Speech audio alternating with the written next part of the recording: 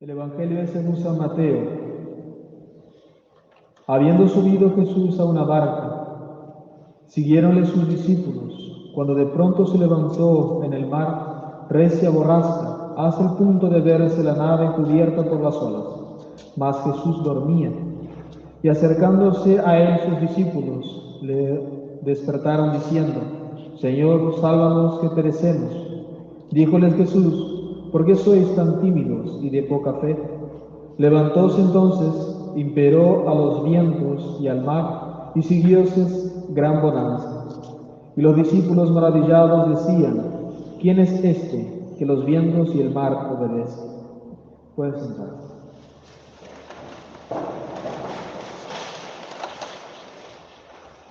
La epístola fue tomada de la carta del apóstol San Pablo a los romanos.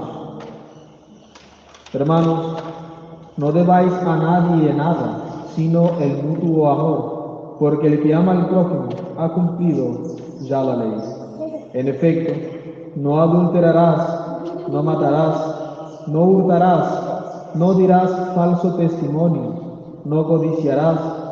Y si algún otro mandamiento queda, en esta sentencia se halla resumido: amarás a tu prójimo como a ti mismo. El amor que se tiene al prójimo no sufre que se le haga daño alguno, así que el cumplimiento de toda la ley está en el amor. En el Padre, del Hijo y del Espíritu Santo. Amén. Dios te salve María, llena eres de gracia, el Señor es contigo. Bendita tú eres entre todas las mujeres y bendito es el fruto de tu vientre, Jesús.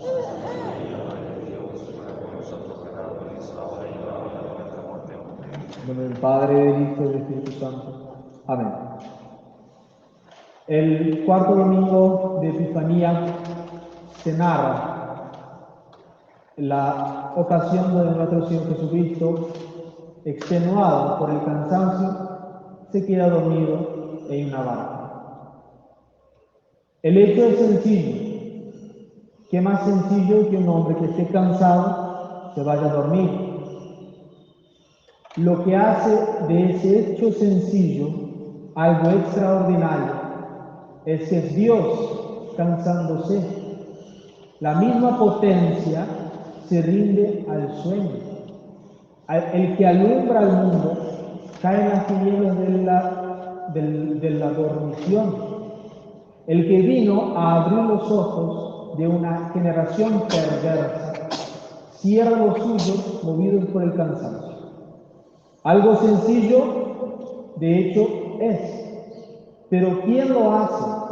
Hace de ese hecho algo espectacular. Nuestro Señor Jesucristo prueba de una manera tan sencilla como es el dormir la gran donación de Dios nuestro Señor para con nosotros.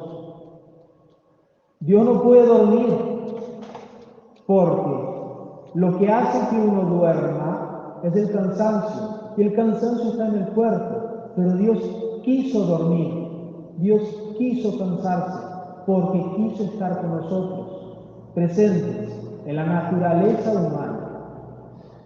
El cuerpo no puede evitar los sufrimientos, y Dios, como no tiene cuerpo, no puede sufrir, y además es perfectísimo, lo que evita todo sufrimiento.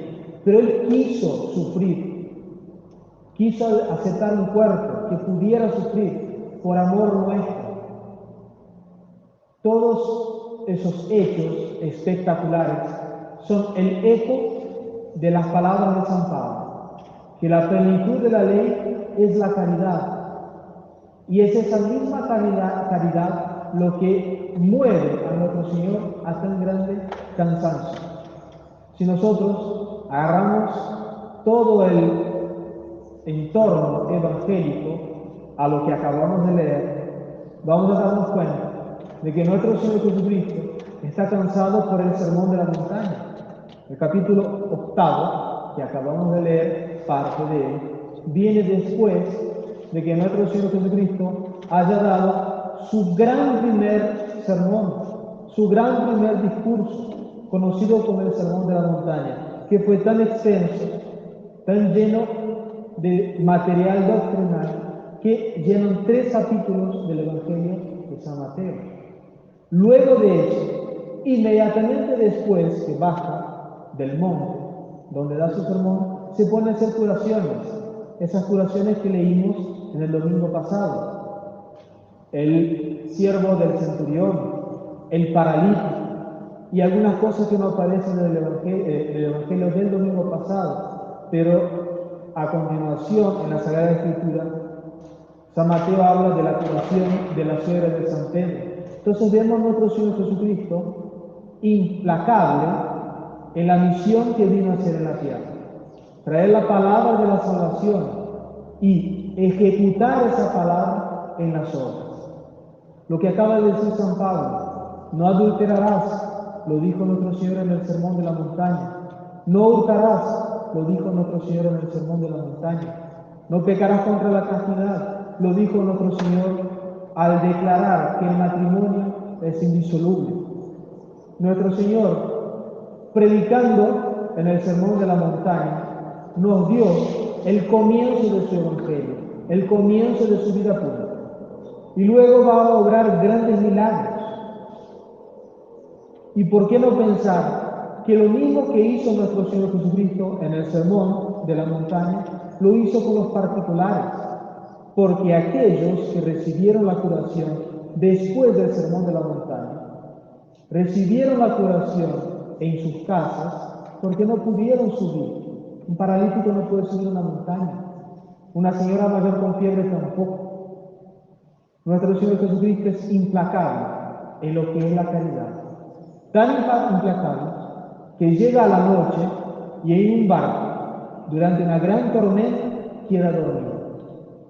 Ese es el hecho espectacular, el hecho magnánimo que nosotros contemplamos en el día de hoy. Ese cansancio de nuestro Señor. Pero por supuesto que hay muchísimo simbolismo por detrás de eso. Además de la gran donación de Dios nuestro Señor hacia la humanidad, de entregar hasta su último aliento durante el día y quedar extenuado y dormirse, es imagen, por supuesto, de cómo nuestro Señor está en el mundo y es lo que le da la tranquilidad al mundo. Nosotros no podemos decir con certeza todo lo que quiso decir nuestro Señor Jesucristo con sus palabras en el Evangelio, porque son palabras eternas, infinitas. Jamás el hombre, siendo finito, podrá descubrir todo lo que la sabiduría infinita de nuestro Señor Jesucristo quiso decir con una sola palabra. Pero lo que se puede interpretar en el pasaje de hoy, y como lo hace de hecho los intérpretes de la Sagrada Escritura, es mostrar esa gran tormenta como el mundo al acecho de las cosas de Dios. Las tormentas, las tentaciones, las inclinaciones al mal, los lugares pecaminosos, todas esas cosas están representadas en la tormenta. Y solamente se tranquiliza la tentación, solamente se tranquiliza la turbación cuando nuestro Señor Jesucristo se despierta y dice: cálmate, tempestad. Nuestro Señor, es verdad, reprocha a la timidez de los discípulos, porque es verdad ellos estaban comenzando la vida evangélica, estaban formándose, pero no quiere decir que nuestro Señor no quiere recibir peticiones. Nuestro Señor no increpa a los discípulos porque le pidieron algo, increpa a los discípulos porque le pidieron con turbación, con timidez y con algo de poca confianza.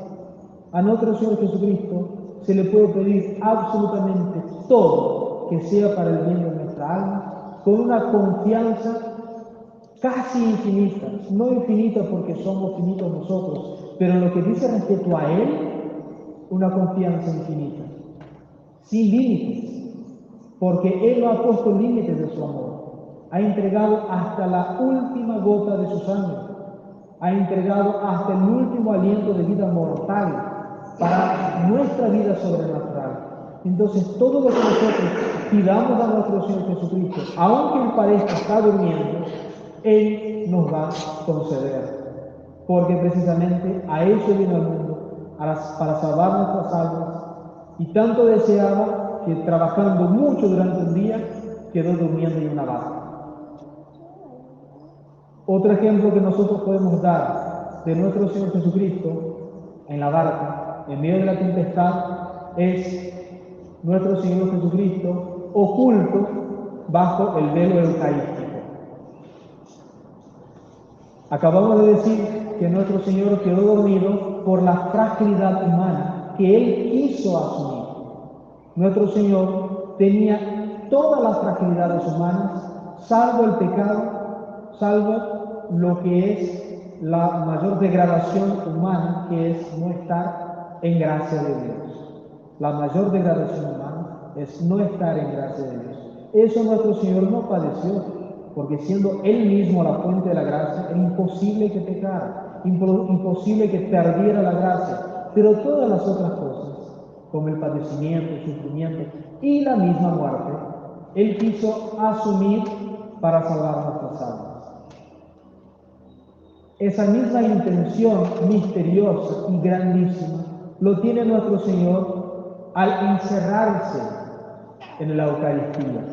Porque la Eucaristía no es una imagen de nuestro Señor Jesucristo como lo es este crucifijo de bronce.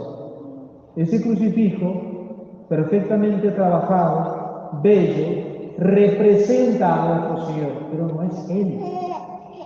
La Eucaristía no representa a Cristo, es Cristo. No es una imagen de nuestro Señor, es Él mismo. Así como existió por toda la eternidad, así como nació en Belén, así como trabajó en el taller de Nazaret, así como anduvo por toda la Judea, predicando la palabra de Dios, así como estuvo colgando de la cruz, así como estuvo dormido en el sepulcro, así como resucitó y está en los cielos, de la misma manera está nuestro Señor Jesucristo delante nuestro en el Santo Tabernáculo, dormido, esperando a que uno se acerque y lo reciba. Una dormición espiritual, porque Él quiere hacerlo. Nuestro Señor podría muy bien hacer con que los ángeles atendieran a sus tabernáculos, que los ángeles, por hechos espectaculares y preternaturales, lo atendieran, que por un hecho milagroso los manteles se lavaran, las flores fueran puestas en el altar, la lámpara del Santísimo se prendiera. Pero no quiso eso, quiso que el hombre lo sirviera, que el hombre mantuviera su templo limpio, decoroso, que el hombre mantuviera su altar hermoso, adornado, que el hombre mantuviera la habitación eucarística limpia, que el hombre se ocupara de la luz que anuncia que allí en el tabernáculo está nuestro Señor Jesucristo. No es una carga eso, es un honor tener a nuestro Señor en este barco, en el medio de la tormenta que golpea y lucha contra el mundo, y más hoy, tener la gracia de estar dentro de este barco, ¿no es verdad? Con nuestro Señor Jesucristo, bajo esos velos sensibles de la Eucaristía, no escuchamos su voz con nuestros oídos, pero sí con nuestra alma. No lo vemos moverse, pero Él dispone todas las cosas para ser movido. Hay un enfermo necesitando la comunión. Está el sacerdote para llevar a nuestro Señor, porque Él quiere ser llevado, Él quiere ser servido, y es un honor hacerlo. Eso es una cosa que debemos contemplar en el día de hoy. Cómo servir a nuestro Señor en esa dormición eucarística. Desde el último domingo, nosotros comenzamos a contemplar la vida pública de nuestro Señor Jesucristo. Sabemos muy bien que los tiempos del año litúrgico son distintos del almanaque civil, del calendario civil. El año litúrgico comienza en el tiempo del Adviento y hasta el domingo anterior al que estamos diciendo la misa, nosotros contemplamos la vida íntima, la vida oculta de nuestro Señor. Pero ya en el domingo pasado comenzamos a estudiar, a contemplar la vida pública de nuestro Señor, hay un contraste muy grande entre la vida pública de nuestro Señor y la vida oculta que se cuenta en el Evangelio de nuestro Señor, el contraste de la actuación de la Santísima Virgen María. En la primera parte de su vida, la Virgen tuvo una prolija actividad y que de hecho el Santo Evangelio da muestras de ello. Nuestro Señor era súbdito a sus padres. Durante 30 años estuvo con María, su Santísima Madre, la Virgen actuando como madre de Él y nuestra. Pero en la vida pública, nuestro Señor Jesucristo sale al mundo para predicar su Evangelio y la Virgen habrá quedado en casa. No parece ser cierto. Recuerden que la Virgen María tuvo desde el primer instante de su concepción inmaculada ya el uso de razón. Una inteligencia agudísima tuvo la Santísima Virgen María porque es la criatura predilecta de Dios. La Virgen, al crecer, fue estudiando la Sagrada Escritura y viendo la grandeza del amor de Dios a enviar un Mesías. Y la Virgen lo esperó más que nadie. A los 15 años recibe la noticia de que ella misma iba a ser la madre de aquel Mesías, que saldría al mundo a predicar su Evangelio. Y ella lo entendió más que nadie. Entendió más que nadie las profecías que dijeron que el Mesías vendría en la plenitud de los tiempos. Entendió más que nadie qué era aquello de que una virgen dará a luz al Emmanuel. Entendió más que nadie que nuestro Señor Jesucristo vino a predicar la buena nueva. Entonces, cuando comienza la vida pública de nuestro Señor, la Virgen, por supuesto que lo acompañó en gran parte de su misión evangélica, en gran parte de su vida pública, como dicen los más profundos mayores, los más profundos sabios sobre la Santísima Virgen María, que sí, la Virgen acompañó a nuestro Señor, sirviéndole junto con las demás santas mujeres, sirviendo a nuestro Señor. Fíjense, la reina de todos los ángeles, la reina de todos los hombres, la criatura más perfecta que salió de las manos de Dios, porque Cristo no es una criatura, Cristo es el Creador. La pura criatura más perfecta es la Virgen, y ella sirvió a nuestro Señor y a sus apóstoles. Es un honor grandísimo servir a Jesús Eucarístico. No hay nada que pruebe lo que voy a decir, pero tampoco hay nada que haga pensar lo contrario.